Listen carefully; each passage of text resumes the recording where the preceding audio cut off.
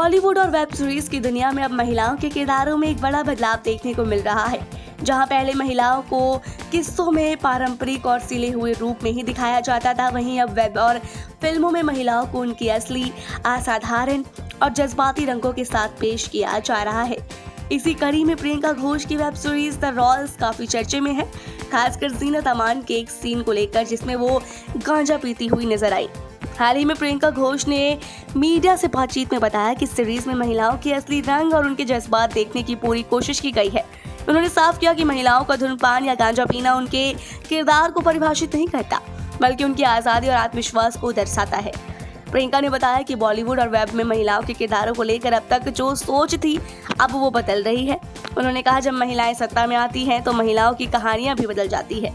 वो अब पुरुषों के बनाए पुराने ढर्रे से हटकर नई कहानियां लिख रही हैं, जिसमें महिलाएं खुद के फैसले खुद लेती हैं, चाहे वो शादी हो, प्रेम हो या अपनी इच्छाओं को जीना। इस बदलाव को मैं बहुत ज़रूरी मानती हूँ।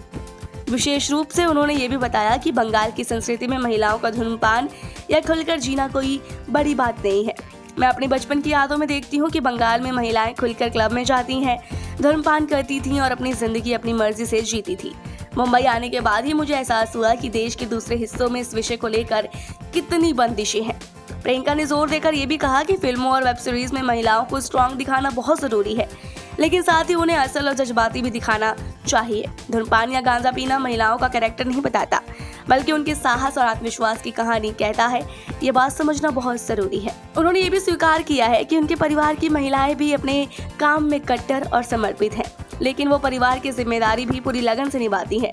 इस संतुलन और दर्शाने का प्रयास उनकी फिल्मों और सीरीज में दिखता है।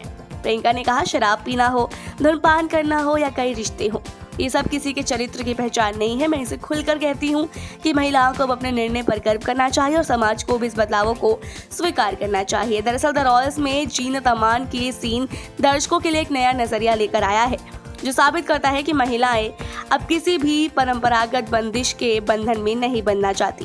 वो अपनी मर्जी से जीना चाहती हैं, चाहे वो धूम्रपान हो या अपनी कामुकता को खुले तौर पर एक्सप्रेस करना।